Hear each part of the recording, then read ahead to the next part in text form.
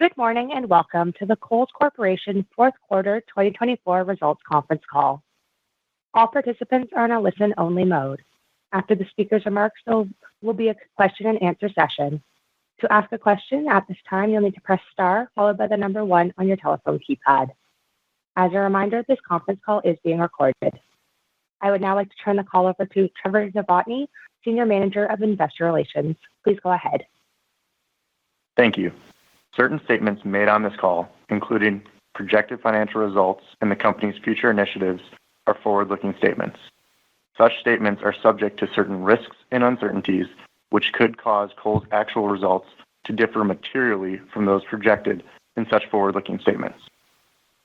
Such risks and uncertainties include, but are not limited to, those that are described in Item 1A in Kohl's most recent annual report on Form 10-K, and as may be supplemented from time to time in Kohl's other filings with the SEC, all of which are expressly incorporated herein by reference. Forward-looking statements relate to the date initially made, and Kohl's undertakes no obligation to update them. In addition, during this call, we may make reference to non-GAAP financial measures, including adjusted net income, adjusted diluted earnings per share, and adjusted free cash flow. Please refer to the cautionary statement regarding non-GAAP measures and reconciliation of these measures included in investor presentation filed as an exhibit to our Form 8-K, as filed with the SEC and available on our investor relations website. Please note that this call will be recorded. However, replays of this call will not be updated. So if you are listening to a replay of this call, it is possible that the information discussed is no longer current, and Kohl's undertakes no obligation to update such information.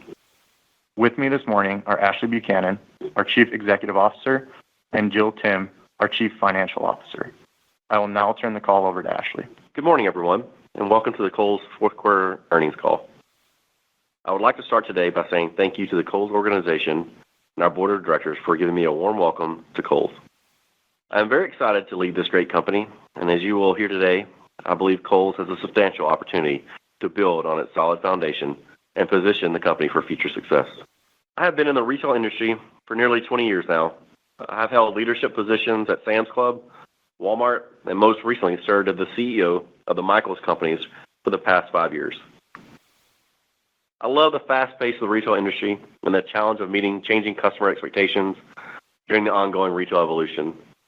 To stay ahead, we need to take a data-informed approach to listen to the customer and meet them where they desire to be met. My review of the business is still ongoing, but today I want to share my initial takeaways and discuss a few opportunities that we have identified to reposition ourselves for improvement in 2025 and to lay the groundwork for future progress and initiatives. Jill will then address our fourth quarter and year-end performance. Since joining Kohl's in mid-January, I have taken time to analyze our current business trends, review our strategic framework, and assess our operational structure. I've been engaging with teams across the company, visiting numerous stores, and most importantly, getting to know our customers' perceptions and expectations of Kohl's. It is very clear to me that Kohl's is built on a solid foundation that includes operating more than 1,100 conveniently located stores nationwide, serving over 60 million customers, with 30 million of those customers being Kohl's loyalty members. With this foundation in place, Kohl's has a tremendous opportunity to build on our strengths, address key areas of opportunities, and better serve our customers more consistently every day. Kohl's customers expect great product, great value, and a great experience. Over the past few years, we have implemented a significant amount of change across our assortment, value strategies, and store experience in an effort to attract new customers. While the intention of this strategy to engage a new customer has been important, it has also caused friction with our core customer. We need to reprioritize our initiatives to deliver on these key tenets to better serve all of our customers, both new and existing. When examining recent performance, we have fallen short of fully delivering what our customers want and expect from Kohl's. Most of what we need to do is in our control and can be achieved by setting a clear vision and holding ourselves accountable to executing at a higher standard. As you will see from the financial guidance we're giving today, I want to set the expectations that this turnaround, while very achievable, is going to take some time. Progress starts with the actions we are taking in 2025 to address opportunities and better serve our customers. This marks the initial phase of actions from my ongoing assessment. Let me now discuss a few areas of focus. First, offer a curated, more balanced assortment that fulfills needs across all our customers. Second, reestablish Kohl's as a leader in value and quality. And third, deliver a frictionless shopping experience. Let me begin with offering a curated, more balanced assortment that fulfills needs across all our customers. As we are working through our merchandise strategies, our goal will be to drive improved assortment clarity across all categories, with a purpose behind each brand and each product. Recently, our focus has been heavily weighted on new products to attract new customers, and we have de-emphasized the products and categories that our core customers love. Kohl's began to recognize this in 2024 and immediately began to refocus attention on categories where we had lost traction, including fine jewelry, petites, and proprietary brands. Now, we are encouraged with the improved trends we are seeing, with the majority of the recovery still ahead of us.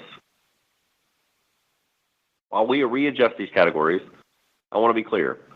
We will also continue to prioritize our key growth categories that are resonating with our customers, including Sephora, home decor, and impulse. We have built solid momentum in these categories in 2024 and know there's additional growth potential in each of these areas. We are working diligently to find the right balance within our assortment and will deliver what our customers want and expect from Kohl's.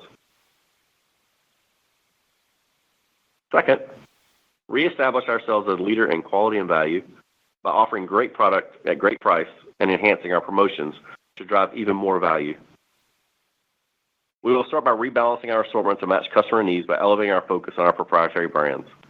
These brands provide quality, value, and an exclusive reason to shop at Kohl's. They resonate with our core loyal customers, and we have an opportunity to re-engage this customer by unlocking the full potential of our proprietary brands.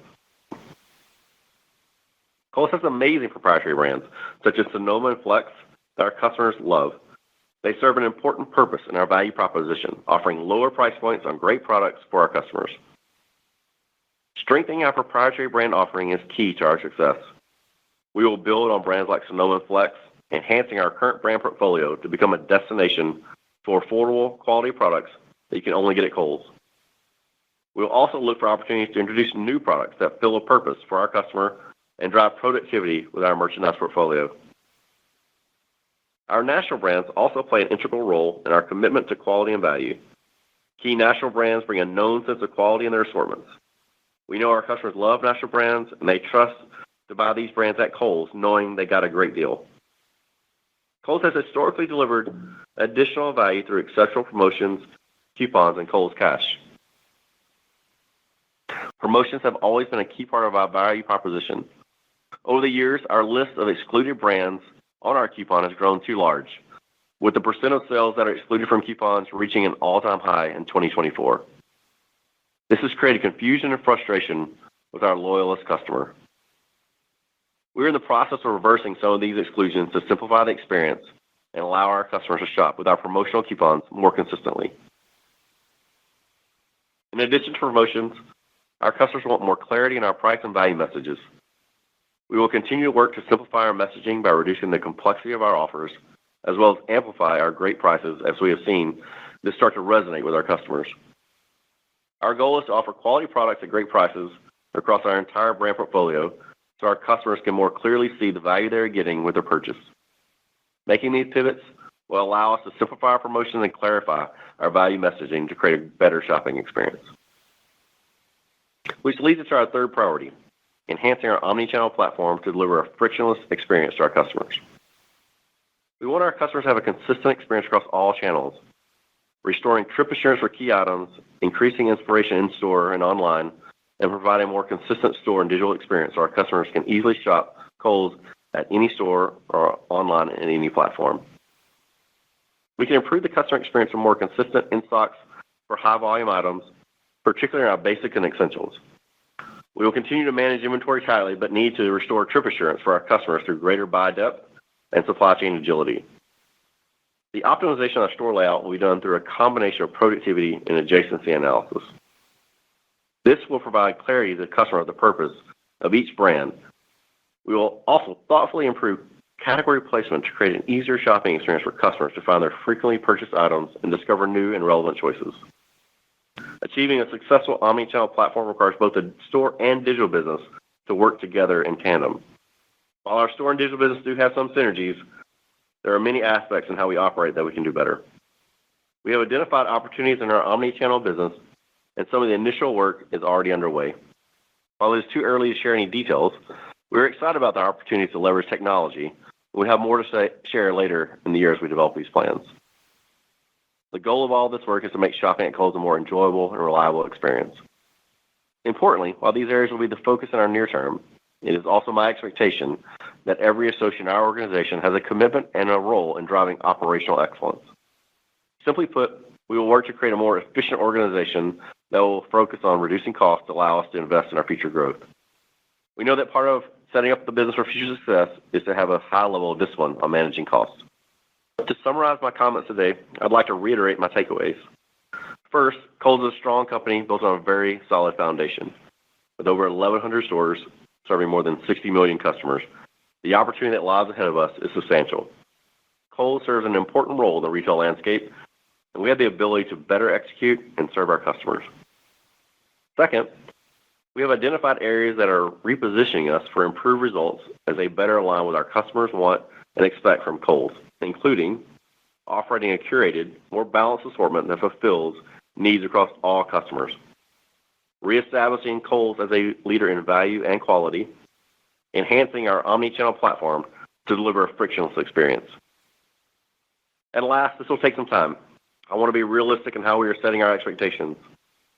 My full review of the business and go-forward strategy is still ongoing. The actions we are taking in 2025 are a step in the right direction, but there is more work to be done to unlock the full potential of this company. We will have the details on additional initiatives later in the year, and I'll hand over the call to Jill. Thank you, Ashley, and good morning, everyone. I'll provide details on our fourth quarter performance and then discuss our guidance for 2025. Net sales declined 9.4% in Q4 and 7.2% for the year.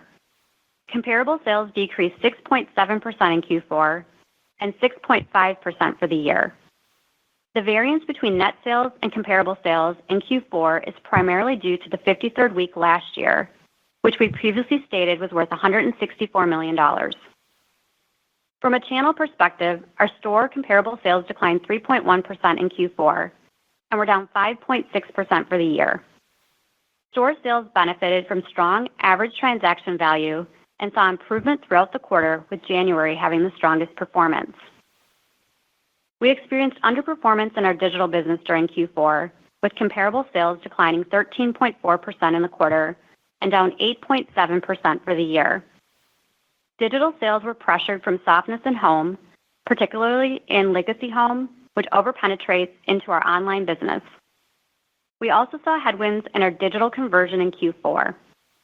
Part of the conversion headwind was due to an online inventory suppression issue that impacted our availability.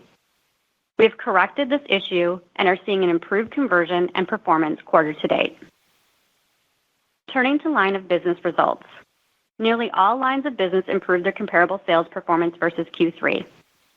Sephora continued to be a strong sales driver, with comparable beauty sales increasing 13%, an acceleration from the third quarter. Fragrance, bath and body, and skincare continued their outperformance in the quarter. Our expanded offerings of gift sets resonated extremely well with our customers, and we continue to see brands such as Sol de Janeiro, Laneige, YSL, and Summer Fridays perform especially well in the quarter. In addition, our accessories business, excluding Sephora, had a flat comp for the quarter. This was driven by our investment back into jewelry with strong performance in fashion and bridge jewelry, as well as fashion accessories and our impulse business. We have made good progress on rebuilding our proprietary brand inventory position through the quarter. As we received fresh receipts in our proprietary brands, we saw a relative sales lift throughout the quarter. This helped deliver a notable comparable sales improvement in our apparel businesses when compared to Q3. We expect these businesses to continue to improve in 2025 as we rebalance our inventory. Last, we continue to see collective outperformance in our key growth categories, including impulse, gifting, home decor, and baby gear. However, this outperformance was not enough to offset our legacy home business, which remained challenged in the fourth quarter. Our kitchen electrics, floor care, and bedding continue to underperform. Moving down the P&L, other revenue was $222 million in Q4, a $24 million decrease versus last year. The decrease was driven by a decline in credit revenue due to lower revolving credit balances and lower late fees.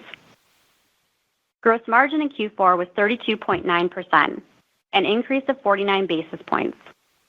The year-over-year increase was driven primarily by optimizing our promotional events as well as lower digital penetration. For the full fiscal year 2024, gross margin increased 50 basis points to 37.2%. SG&A expenses in Q4 decreased 4.5% to $1.5 billion, deleveraging approximately 148 basis points versus last year. The decrease to last year was driven primarily by lower spending in stores, marketing, and supply chain. For the full year, SG&A decreased 3.7%. Depreciation expense was $183 million in Q4 and was $743 million for the full year. As compared to last year, depreciation expense declined $4 million and $6 million, respectively, driven by reduced technology capital spend. Interest expense in Q4 was $74 million and $319 million for the full year. Relative to last year, interest expense decreased $8 million in Q4 and $25 million for the year, driven by the retirement of $113 million of debt in Q2 this year. Our tax rate was 17% in Q4 and was 12% for the fiscal year. Adjusted net income for the quarter was $106 million, and adjusted earnings per diluted share was 95 cents. For the year, adjusted net income was $167 million, and adjusted earnings per diluted share was $1.50. During the fourth quarter, the company announced the closure of 27 underperforming stores and one e-commerce fulfillment center. These measures are part of the company's ongoing effort to increase efficiency and support the health and future of its business. The impact of this decision resulted in a one-time charge of $76 million and earnings per diluted share of 52 cents, and have been excluded from the numbers discussed. Moving to our balance sheet and cash flow. We ended the year with $134 million of cash and cash equivalents. Inventory was up 2% compared to last year, driven by our investments to rebuild our proprietary brand inventory. Operating cash flow was $596 million in Q4 and $648 million for the full year. Capital expenditures for the quarter were $99 million and $466 million for the year. In 2024, we retired $113 million of bonds and returned $222 million to shareholders through the dividend. We ended the year with $290 million outstanding on our revolver. Now let me provide details on our outlook for 2025. As you heard from Ashley this morning, Kohl's is a solid company with substantial opportunity, but this will take time. We have undergone a lot of change over the last couple years. Some changes were positive, while other changes led to some missteps. As we approach 2025, our guidance outlook recognizes both the time needed to make the necessary changes, as well as the uncertainty in the macro environment. For the full year, we currently expect net sales to be in the range of a 5% decrease to a 7% decrease versus 2024. Comparable sales to be in the range of a 4% decrease to a 6% decrease. Comp sales will have an approximately 90 basis point benefit from net sales due to store closures. Operating margins to be in the range of 2.2% to 2.6%, and earnings per share to be in the range of 10 cents per diluted share to 60 cents per diluted share. Now let me share some additional guidance details. We expect other revenue to be down 12%. The decrease is due to an accounting change that requires us to move a portion of our credit expenses from SG&A to net against credit revenue, as well as lower accounts receivable balances driven by sales underperformance in 2024, especially by our credit customer. gross margin to expand 30 basis points to 50 basis points, driven by continued inventory management, increased proprietary brand sales, and optimizing promotional offers. SG&A dollars to be in the range of down 3.5% to down 5%. These savings will be driven by our Q4 actions, resulting in lower store payroll and supply chain costs, as well as lower marketing expenses and a benefit from a portion of the credit expenses moving into other revenue, as I previously mentioned. Depreciation and amortization of $730 million, interest expense of $315 million, and a tax rate of 18%. As we anticipate the new initiatives to take time to have an impact, we expect a sales build throughout the year. And although we are pleased with our start to Q1, there's a lot of quarters still ahead of us. Given the uncertainty in the macro environment, we will stay prudent and expect Q1 comparable sales to be at the low end of our sales guidance range for the year, with the remaining metrics balanced by quarter. Next, I would like to discuss how we are prioritizing our capital allocation for 2025. In 2025, our focus will be rebuilding our cash balance, reducing our reliance on the revolver, and capitalizing on opportunities to further reduce our debt and overall leverage. We will be addressing our July 2025 maturities this spring with the intention to refinance the debt. We expect capital expenditures to be in the range of $400 million to $425 million. CapEx in 2025 will include investments to complete the rollout of Sephora, expand impulse queuing fixtures, and omni-channel enhancements. Additionally, we will be opening 2 small stores in the first quarter. Given our priority to rebuild our cash balance, the board has made the decision to reduce the dividend. Although we remain committed to returning capital to shareholders, this reduction allows for greater balance sheet flexibility. This morning, the board declared a quarterly cash dividend of 12.5 cents per share, payable to shareholders on April 2nd. With that, Ashley and I are happy to take your questions at this time. As a reminder, to ask a question, please press star followed by the number 1 on your telephone keypad. Our first question comes from Mark Altschwager from Baird. Please go ahead. Your line is open. Good morning. Thanks for taking my question. And Ashley, welcome. Thank you. Ashley, could you talk us through your assessment of what has been working, what hasn't been working with the merchandising strategy, where you believe you can affect the most change in the near term, what may take longer to implement, and just bigger picture, what gives you confidence that Kohl's can return to growth? Yeah, thanks for the question. What I saw, obviously, before I took the job was, when I assessed the entire business, I just saw opportunity, right? I saw an opportunity around the products we offer, the value that we're offering, and the quality of the product, how we allocate, how we run the stores, and most importantly, how we do an omni-channel experience. We had a lot of friction to the customer piece. And I thought, a lot of the issues really were probably self-inflicted over many years of the decisions. And you could just see what I saw from a customer base, that we have a very loyal customer. I mean, when I toured stores, all I heard was how much they love Kohl's. And what I realized is we kind of making it hard for them to love us a little bit, right? And with that being said, you could just see the opportunity in front of us as far as how we offer the customer value and product. And I just knew that we could do better, and I think the customers expect us to do better. And then I think the last thing that really kind of got me was I was amazed at our associates in the field, how committed they were, and how they were just truly customer focused. So that's actually very harder to create, I think, in retail sometimes, is this very dedicated associate base that really wants to serve customers. And so I knew if you have that and you can offer the right value proposition, I knew it could turn. It's going to take a little time. The things I laid out, they're really short-term and tactical in that sense. I'm still creating the long-term strategy and the greater value proposition. But if you look at the 3 things we laid out, they're kind of no-regret moves. I mean, really leaning into our proprietary brands, which our customers come to expect from us, re-implementing some of the categories we got out of. The categories we put in were the right ones. They attracted new customers. It was really, I think, in the execution of how we did it. We took away really productive space and product, which I think we could have done it probably a little bit differently and done both. So And then if you look at, how we do omni-channel, it's clear in our results that, there's a bifurcation between us and our peers on our particular e-com business is performing. I was really pleased, actually, in the fourth quarter. We saw pretty good trends in our store base, which is kind of an anomaly in the retail landscape. That being said, we saw a bifurcation in the e-com business, which, given my experience, I feel very confident over time that we can adjust that trend and get it back in line where we expect. Thank you for that. And just to follow up, I guess either for Ashley or Jill, what are the implications from a margin perspective as you aim to elevate the quality of the private brands while also broadening the brand inclusion with the promotional offers?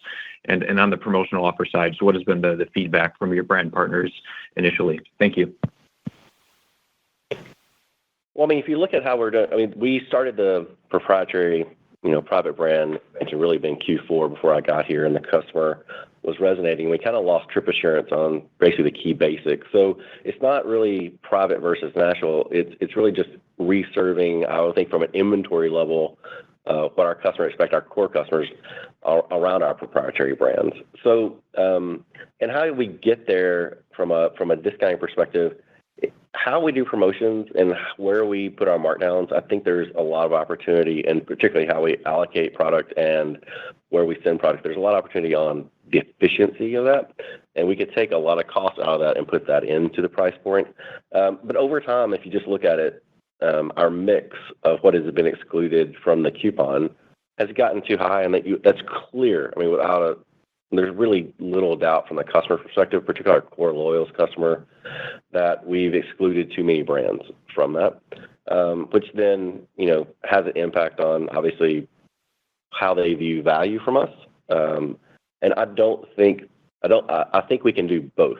And we've done it in the past. If you look at the mix between proprietary and national brands, obviously proprietary brands have a better margin mix, which then creates a lot of fuel for productivity on price. So it's going to take a lot of time to get there because, if you think about it, we've already bought, pretty much through Q3. So I'm not saying this is an overnight piece, but I'll know how we get there over time as the mix changes, and we can drive national brands while we increase our proprietary brands. Thank you. Best of luck. Thanks. Our next question comes from Dana Telsey from Telsey Group. Please go ahead. Your line is open. Hi, good morning, everyone. Ashley, welcome to Kohls. And as you think about the store profile, we just heard about the 27 store closings that was announced like a month or so ago. How do you think of the store base? What are you looking for? We always knew that they were profitable stores. What's the right mix to be, both size and number? And then as you look at the merchandise assortment, given the reset that's going on, and we've been through active, we've been through numbers of different things. What do you want the mix to look like, and what kind of margins do you think is attainable for the business? Thank you. There's very, very few stores that are not overall profitable. So we're really blessed in that sense. We have a very productive prototype, particularly our main, 80,000 plus prototype is very productive and very profitable. As we look at, so I don't really see, obviously, we always do a healthy evaluation every year of our store base, but going into it, there's very, very few that are not profitable at this point. So, with that being said, if you look at inside the box, right, how we allocate space among categories and products and adjacencies, I think we've lost a little bit of discipline on that part, and there's a lot of opportunity.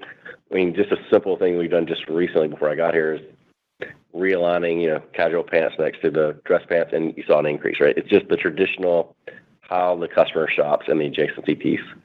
As far as margin piece, I'm not going to get into the forecast portion, but like I said, it's a very productive box. We're still thinking through the smaller format piece as how the build-out cost and the productivity of that. Obviously, we built several in the last few years. I think it's still a work in progress on the 33,000. The 55s actually are doing pretty well. I still have a lot of opportunity, I think, on how we do the build out and the return. But we're still learning. But our workhorse is still the 80,000, and it's a highly productive prototype. Got it. Thanks. And just any comments on your customer, what you're seeing from the customer, how they performed exiting the fourth quarter, and what you're looking for them going forward. Thank you. I mean, if you break down the customer, I think, from a macro perspective, you see a pretty decent bifurcation among income level. We don't see it too much geographically per se, but when you look at income level, if you're making less than 50, that consumer is pretty constrained from a discretionary standpoint. If you're making less than 100, it's also pretty challenging. And you see that very clearly in numbers. And obviously, we hear the inflation numbers. They're coming down or 2 to 3%, but they're still pretty elevated particularly from a grocery and rent perspective over the last few years because they haven't actually deflated. So, and I'm not sure wages have kept up with that. So if you're in that income cohort, which we do have, a decent portion of our customer base in that, it's a headwind from a macro perspective. You definitely see that in them. They're seeking out value. You see it in the mix of the product we're selling. You see it in the promotions that we are doing. They're definitely seeking value. And I don't think we're an anomaly in that. If you listen to the other retailers that have come before us and announced, they keep talking about people are looking for value. And that will probably expand across income cohorts over the next probably 3 to 4 months, I would assume. And I think, that's really how we're positioning ourselves, which I led off in quality and value, which I think will resonate with our customers, particularly in this time. Thank you. Our next question comes from Oliver Chen from TD Cowen. Please go ahead. Your line is open. Thanks so much. Hi, Ashley. We were curious about which initiatives would be earlier versus later, and what's your take on what might be more difficult to achieve, versus lower hanging fruit? And Jill, you've had the experience of many changes at Kohls over the years, as well as management. What are your thoughts about how this may be different and comparing it and contrasting it to aspects of the past? And Jill, as we model free cash flow, it's certainly less than last year. Are there puts and takes in net working capital and CapEx that we should know about to help inform the decline? We're modeling like less than half of free cash flow this year versus last. Thank you. Yep. I mean, like I referenced, it's going to take some time. Obviously, the 3 things I laid out in 2025 are, I call them, almost tactical, short-term, no-regret moves. I mean, it's a long lead time business. If anybody's been around, we're looking at, 9 months in some cases to get product in. So the things that we have, the changes that we are implementing will take a little bit of time, right? We probably won't even see the initial ping until next year. Obviously, there's a lot of things around how we operate the store from a cost perspective, how we do promotions, how we do some of our pricing, and the proprietary mix are more short-term. The longer-term piece around the value proposition and how we go to market, we're still developing. But like I said, this is a long lead time business, and so it takes a little bit of time to turn the ship, just the nature of how the product flows in and works. And in terms of free cash flow, Oliver, I think what we're going to see this year is obviously we came into the year with our inventory up a little bit as we're building back into our proprietary brands. We talked on the call that January was actually our strongest month. We said we had a strong start to February. So as we build back into that brand portfolio, we're seeing it really resonate with customers because it does give them value. So as we're doing that, we're not going to get as much benefit out of inventory, particularly in the front half of the year. We'll continue to work that down, and I'll expect for the full year, inventory turn will be flat, which does mean our receipts will have to be down, but you'll see that be a progressive decline in receipts as the year moves on. So you won't get as much of a working capital benefit from inventory in 25 as you did in 24. Okay, Jill, what's your context for the nature of what needs to be done now, relative to your experience? Yeah, I think that how Ashley's outlined it, some of the steps we took were probably a little too far, and we really polarized our core customer, and they're the ones who took some of the brunt from it. You see that a little bit on the credit side, particularly in the credit revenue. That customer really came to look for value, wanted to use their coupon, wanted the familiarity of brands that we actually took away from them.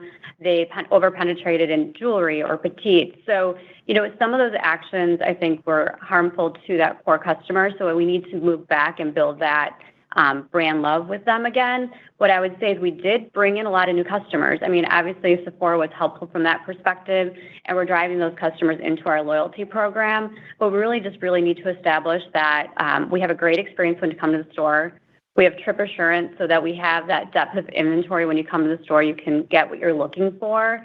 And we have the brands that you've come to love and look at for Kohl's from a value perspective. So I think, again, just some of the basics, but I think as we moved farther away from that, that was what really became harmful, and it really became in that core customer from our perspective that we have to bring back in. Okay, and finally, just to follow up, Ashley, as you think about value intensely, what's the interplay between supply chain speed and agility relative to value? I think we're in a permanent phase of unprecedented levels of volatility, which may require shorter lead times, but I know you're often balancing that against price and transport costs. Thanks. Yeah, it's a really good question. Obviously, what I've noticed over the last, I call it 3 to 4 years is the semi-shocks seem to be more frequent over time, particularly from a supply chain and the way the world supply chains are becoming kind of rethought and obviously rebuilt. I was very pleased when I got here that Kohl's was actually kind of on the forefront of supply chain diversity and product assurance. They started really back in 2018, diversifying their supply base, which I would say was probably 2 to 3 years ahead of most people that I'm aware of. So I was very pleased that there was a really strategic plan dating all the way back probably to 2018 of having kind of a diverse, agile supply chain. And one of my biggest, I guess, impressive parts is how well our supply chain actually works here at Kohl's. It is a well-oiled machine. There's a lot of opportunity on the allocation part from, say, at the corporate side. As far as the supply chain piece, I've been very pleased with how that part of the company operates. And like I said, I think it was they saw the dominoes falling well in advance and around how getting supply chain diversity around security of supply. So not really over-indexed in the individual country, which has been quite helpful. Thank you. Best regards. Our next question comes from Michael Binetti from Evercore. Please go ahead. Your line is open. Hey, guys. Thanks for taking our question. Just a couple tactical ones. Could you maybe can you speak to the expectations going forward for Sephora this year in both, maybe same-store sales or store additions? I guess secondly, could you explain the comment that the changes the last few years have caused some friction with the legacy existing core Kohl's customer? Maybe your answer was embedded in a couple of the other answers you had here. I just wanted to ask specifically what you saw with that comment, and then also elaborate a little bit on the comment of how you're addressing promotions where there's a lot of efficiency that you can take costs out, but push those savings into the price point, just so we understand a little bit more tactically what you mean by that. Thanks. Yeah, so I think this year we opened 140 stores in 2024. We'll complete our rollout this year in 2025 for the remaining stores. Those will all be small shops, though, because they're going to go into our smaller format stores. So the contribution from Sephora, will become less. Now, we're excited that we actually saw, a 13% comp in the quarter. It actually accelerated from Q3. So we continue to see it really resonate with our customer. Particularly, it's a trip driver for that customer. It's a new customer coming in. And we see that customer, about 35% of the time buying something else while they're at Kohl's. So we have a big opportunity to continue to expand that basket. And I think that's where a lot of that opportunity lands. The newness continues to resonate. We called out a lot of great brands, and I know we have newness as we come into 2025 as well. That will help continue to drive that, but obviously won't have the continued contribution of having new store openings. So you'll see a little bit less of that contribution to the overall comp in 2025 just because you have less new stores opening this year than you did last year. Okay. And part two of that question, on the core customer piece, if you look at, so when we added these initiatives over time, we took away, I would call it, highly productive, highly incremental product.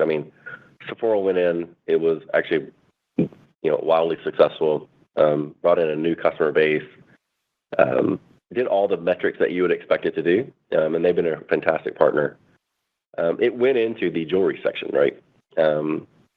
Which, if you look at the way jewelry works, there really is no substitute. You come in for it. It's not like you're going to go buy, well, I'm going to go buy a shirt now. It was highly incremental and actually highly productive. Labor intensive, but highly productive. Instead of just moving that and I would say removing duplicitous or duplicated product elsewhere or less productive space on the floor, it was just gotten rid of, right? Well, that's a core customer that really, there's no other place for it to go. And then you replicate that among petites, big and tall, and you have this kind of a rolling piece of where the ideas that were put in were right. I think it goes back to how you reallocate the space from a data perspective, and making sure you're looking at penny profit incrementality. Because petites, again, it's 100% incremental because you can't really find that product anywhere else because of the size fit piece. So the ideas were good. I think we could have done both if you look in retrospect. Obviously, easily when you're sitting here in my chair years later, but it definitely caused friction over time with our core customer that was used to that product, even though we attracted different customers. Got it. And then the promotion comment? And your question on the promotion comment, it was? I just wanted to see if you could elaborate on the comment that you see an opportunity to make the promotions efficient, take some of the costs out, and push those savings into the price point. Just for us spreadsheet folks, what does that actually mean a little bit more tactically on a retail floor? Thanks. Well, my comments probably won't help you with your spreadsheet, but from philosophically though, if you look at what we promote, how we promote it, the depth of what we promote it, and the efficiency and the incrementality of it, you get a little bit of a peanut butter spreading across many categories where some are actually way more elastic than others too. We tend to give away a lot of, I'll call it markdowns at the register. If you look at tactically how we do it, the customer comes in, is not asking for that deal, and we tend to give it to them. And so if you think about those two components, you're spending a lot of money at the point where the customer really is not asking for that, as opposed to then putting it into things that are highly elastic that the customer is really looking for. So there's just some interesting ways that we operate, and it's just a legacy way of doing it. It's pretty typical sometimes when you see in retail, but you can take that money and probably get a higher return that the customers recognize more versus probably just at the register. Okay. All right. Thanks a lot, guys. I appreciate the help. Our next question comes from Ashley Helgans from Jefferies. Please go ahead. Your line is open. Hi. Thanks for taking our questions. So to start, maybe you could just talk about what sort of kind of consumer health level is embedded in the guide for this upcoming year. And then Ashley, for you, how are you thinking about the right mix of private label versus national brands? Thanks. Sure. I think, overall, we know that there's a lot of uncertainty with the customer. And, we try to definitely take a prudent approach with our guidance. So really our outlook both recognizes the time needed that we have to make the necessary changes that we've outlined today, as well as the uncertainty that the consumer is facing in the macro environment. And I think, that's why, we came out a little bit lower to make sure that we were addressing that uncertainty and the time needed. So I would say it's incorporated in everything we gave you today. It's a very common question. What's the right mix and what is your target? In my 20 plus years, I have found that to be a very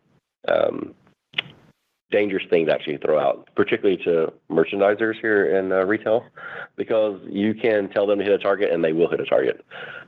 What I would say would be the customer will decide the mix in the end. I think there will always be a place for high quality, high value proprietary brands, and then putting that in front of the customer, along with great quality national brands that people recognize. And then you let the customer decide. Historically, when you set kind of artificial targets that this category is going to be 20% or 30%, I think it kind of takes the customer lens out, and you're kind of forcing that upon the customer a little bit. So ultimately, I think the customer will decide. I used to get the question all the time, like, what does your e-com mix want it to be? What's your store mix want it to be? Whatever the customer wants. Our job is to meet the customer wherever they want to be met. And we can do a better job of that. But I won't give a target because then they'll just hit it. What I want them to do is offer great products at great values and then let the customer decide, and then tell them effectively. I know that sounds like probably not what you're looking for, but that's really the answer that is deserved for this organization for sure. Great. Thanks so much. Our next question comes from Chuck Grom from Gordon Haskett. Please go ahead. Your line is open. Hey, thanks very much. Regaining traction with lost customers can be hard and oftentimes can take a long time. I'm curious what steps you're taking to improve on this front. You talked about rebuilding the private brand mix. I'm just curious what else you can do to go back to those customers. You have a big file. How are you attacking that, and is there a cost associated with that as well? Yeah, it's good. I mean, obviously, it's easier to keep a customer than regain it historically, right, in retail. First, we actually have to make the changes.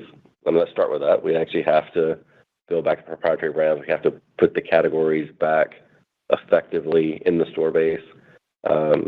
We have to get the brands that our customers want back on the coupon, and then we have to effectively tell them.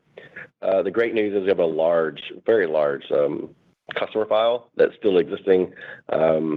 We have a large database of active and deactivated customers that we can still reach out to. That part will take a little time. I don't think there's that much incremental cost associated with it, given our marketing budget, but that part will take a little bit of time. You have to do the first part before you can tell them. I think the worst thing you could do is tell them there's something different when it hasn't changed yet, which you can see that in history of retail to be very a precarious situation. So for us, it's about getting the proposition right and then bringing them back, not in the reverse order. Okay, fair enough. And then on the store fleet, you're closing 27 stores, and a lot of your peers are more aggressive on that front. I'm curious, what was the logic behind the 27, and I guess why not close more stores? And I guess, are you prohibited because of the Sephora deal to closing stores, so that's why you're not getting more aggressive on that front? Yeah, Chuck, I'll start. I think we've always talked about the fact that our fleet is incredibly healthy, and we didn't have a lot of stores that were underperforming. We're generating four-wall cash, four-wall profit out of the vast majority of all of our stores. So there's really not a need to close the stores. I look at these 27 stores as hygiene, and that's something we should be doing all the time. We look at it annually. We look at the stores that are underperforming, and we're closing those regardless. There's no limitations on which we could close and what makes the most sense. I think as we come up in the next several years, we have a lot of leases coming due, which then affords you an opportunity to relook at, should we be relocating that store, downsizing that store, closing that store. But typically, because we're generating profit and cash in these stores, it's a pretty easy decision to continue moving forward. As Ashley mentioned, we could make the four walls more productive inside them, but as it sits today, there's just not a reason to have to make a lot of closures.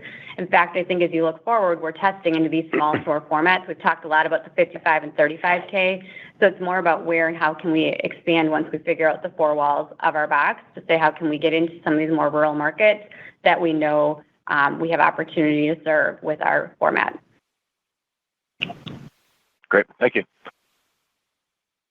Our next question comes from Matthew Boss from JP Morgan. Please go ahead. Your line is open. Great, thanks. So Jill, could you speak to the overall health and composition of inventories exiting the fourth quarter? And then just with the cost structure, maybe if you could speak to further areas of rationalization, or is 1%-2% still the comp required for SG&A leverage in the model? Sure. I think from an inventory perspective, I feel really good with the health. Although it was up 2%, as we mentioned, we made that investment back into our proprietary brands and also actually into some of the brands we exited, like jewelry. We did have a strong presence of that in the fourth quarter. We thought resonate with our customers. And as we talked about, we saw a flat comp in accessories without Sephora by going back to that category. So I think as we move into the first quarter, we have an opportunity both with Valentine's Day and Mother's Day to take advantage of that category. So I feel good with the health and the composition of the inventory. Like I mentioned, we're going to continue to rationalize our receipts based on the sales guidance we gave today. And for the year, look for our turn to be flat. But I feel like we've done everything we need to do from a health of inventory as we entered into the year to set us up well for 25. In terms of the cost structure, obviously with the guidance we're down 3.5 to 5. So we are showing both in 24 and 25, we've cut costs at a more aggressive rate than the typical, 1 to 1.5% comp leverage point that we've given you. So I think if you run your model, you'll see we'll be well beyond that with the guide that we gave for 25. So I think as we look at these opportunities, we continue to, we closed an EFC, we closed the 27 stores, we've done some headcount rationalization as well. So we continue to look for big ways to optimize. As we move into 2025, we have some other areas such as lowering our marketing costs. We've talked about, moving that A to S goal down year on year to become more efficient there. So we'll continue to lean into that. And then always looking for ways to optimize our store payroll. We still have 250 stores with self-checkout. So as we test and learn there, how can we become more efficient from that labor pool as well? And then as we have been rationalizing down the inventory, that also alleviates labor both in our distributions and in our stores. And so those type of items will continue as we move into 2025. So I think, the point that I like looking at is 1 to 1.5 comp, but we've clearly done better than that in 24 and the guidance we gave for 25. Helpful color. Best of luck. Our last question today will come from Brooke Roach from Goldman Sachs. Please go ahead. Your line is open. Good morning, and thank you for taking our question. Ashley, I was hoping we could follow up on Mark's question and speak to the process of reversing the brand exclusions on the coupon program. What does that look like in practice? And are you seeing any headway on brand conversations in getting those exclusions removed? And then for Jill, I was hoping you could provide some additional color on what you're seeing in your credit business, excluding the accounting change. How is the co-branded partnership scaling, and how should we be thinking about the contribution from balances and your credit customer health? Thank you. That's a great question. We're currently in the process of evaluating every brand. Obviously, some brands that we've carried have always been excluded. I'm not going to sit here and say that we're taking them all off. Actually, there'll always be very large national brands that will always be excluded. I won't name them, but those are. But there were, over the last, several years, there have been many brands that didn't ask to be excluded. We excluded them unilaterally, if that makes sense. And you do a little bit, every year over the last 3 to 4 or 5 years. And it adds up pretty quickly. And those are really the brands I'm talking about. Our larger, some of the larger brands that's always been excluded, I don't really see a change in that value proposition. But there's hundreds upon hundreds of brands that we, unilaterally did that our customers over time added up and saying, well, this is becoming too excluded when you add up all the product. And those are the ones we're actually looking at. And it doesn't really require that much of a conversation because they didn't ask for it. And sometimes they actually have asked us to repeal it. So those are the easier ones. Obviously, we'll have strategic conversation, joint business planning with our much larger national brands and see where they are strategically. I don't see that those worlds will change that much in the short term. But those will be they're really on a joint business planning together and how we drive our brand and their brand together. But over time, we've just excluded unilaterally a lot of brands, and those are the ones that I will actively look at on a more immediate basis. Sure. And in terms of credit, as we called out with our sales being softer, we saw that softness more in our core customer, particularly in our credit customer. So that has been the softness that we've talked about in our credit revenue line, is that AR balance has kind of continued to be reduced as the sales have down. We have less revolving balances. So that, I think, as we've projected, we go back into 2025. The SG&A shift obviously makes that revenue look lower in 25. Without that shift, our credit revenue would be better than the sales comp guide that we had given from a decreased perspective. In terms of the co-brand, we actually just fully completed the co-brand conversion to Cap One in February. So that's been successfully completed from that perspective. We did see, though, that we gave a little bit less line increases with this last cohort than we had done with the original cohort we had done. And when we do that, we see a little bit less spend. As the, I think, macro environment gets better, that provides us an opportunity to have a line increase, which will help generate more sales from that perspective. But I would say right now we have an opportunity in front of us to really generate more sales for that core customer in general, which would then help lift our total credit revenue as we move forward. But obviously in the guide, we're looking at this being a little bit better than what we had seen from a total sales perspective, ex the SG&A shift. Great. Thanks so much. We are out of time for questions today. This will conclude today's conference call. Thank you for your participation. You may now disconnect.